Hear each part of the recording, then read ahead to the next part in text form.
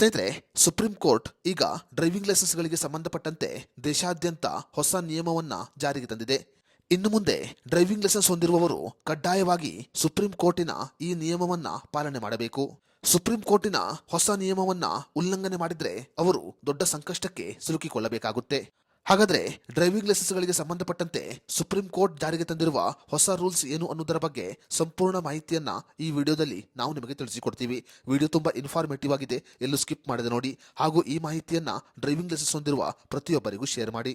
ಸ್ನೇಹಿತರೆ, ಈ ಹಿಂದೆ ಡ್ರೈವಿಂಗ್ ಲೈಸೆನ್ಸ್ನ ಅವಧಿ ಮುಕ್ತಾಯವಾದ ನಂತರ, ಅಂದರೆ ಡ್ರೈವಿಂಗ್ ಲೈಸೆನ್ಸ್ ಎಕ್ಸ್ಪೈರ್ ಆದ ನಂತರ 30 ದಿನಗಳವರೆಗೆ ಅದನ್ನ ರಿನಿವಲ್ ಮಾಡಿಕೊಳ್ಳಲು ಅವಕಾಶವನ್ನು ಕೊಡಲಾಗುತ್ತಿತ್ತು. ಡ್ರೈವಿಂಗ್ ಲೈಸೆನ್ಸ್ ಹೊಂದಿರುವವರು ಡ್ರೈವಿಂಗ್ ಲೈಸೆನ್ಸ್ ಎಕ್ಸ್ಪೈರ್ ಆದ ನಂತರ 30 ದಿನಗಳವರೆಗೆ ಗ್ರೇಸ್ ಪೀರಿಯಡ್ ಅನ್ನ ಪಡೆದುಕೊಳ್ಳುತ್ತಿದ್ದರು.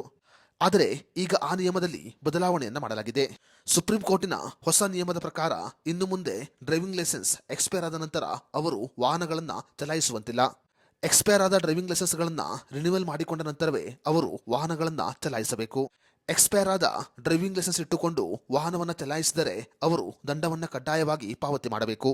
ಅದೇ ರೀತಿಯಲ್ಲಿ ನೀವು ಎಕ್ಸ್ಪೈರ್ ಆದ ಡ್ರೈವಿಂಗ್ ಲೈಸೆನ್ಸ್ ಅನ್ನು ಇಟ್ಟುಕೊಂಡು ವಾಹನವನ್ನ ಚಲಾಯಿಸಿ ಅಪಘಾತವನ್ನ ಮಾಡಿದ್ರೆ ನಿಮಗೆ ಇನ್ಶೂರೆನ್ಸ್ ಕಂಪನಿಯಿಂದ ಯಾವುದೇ ರೀತಿಯ ಇನ್ಶೂರೆನ್ಸ್ ಕೂಡ ಸಿಗುವುದಿಲ್ಲ.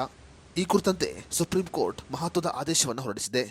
ಇನ್ನು ಮುಂದೆ ಡ್ರೈವಿಂಗ್ ಲೈಸೆನ್ಸ್ ಎಕ್ಸ್ಪೈರ್ ಆದ ನಂತರ ಅವರಿಗೆ ಯಾವುದೇ ಕಾರಣಕ್ಕೂ ಗ್ರೇಸ್ ಪೀರಿಯಡ್ ಅನ್ನ ನೀಡಲಾಗುವುದಿಲ್ಲ. ಎಕ್ಸ್ಪೈರ್ ಆದ ಡ್ರೈವಿಂಗ್ ಲೈಸೆನ್ಸ್ ಅನ್ನ ರಿನ್ಯೂವಲ್ ಮಾಡಿಕೊಂಡು ಅವರು ವಾಹನವನ್ನ ಚಲಾಯಿಸಬೇಕು. ಅವಧಿ ಮುಗಿದ ಡ್ರೈವಿಂಗ್ ಲೈಸೆನ್ಸ್ ಮೂಲಕ ವಾಹನವನ್ನು ಚಲಾಯಿಸಿದರೆ ನೀವು ಕಡ್ಡಾಯವಾಗಿ ದಂಡವನ್ನು ಪಾವತಿ ಮಾಡಬೇಕು.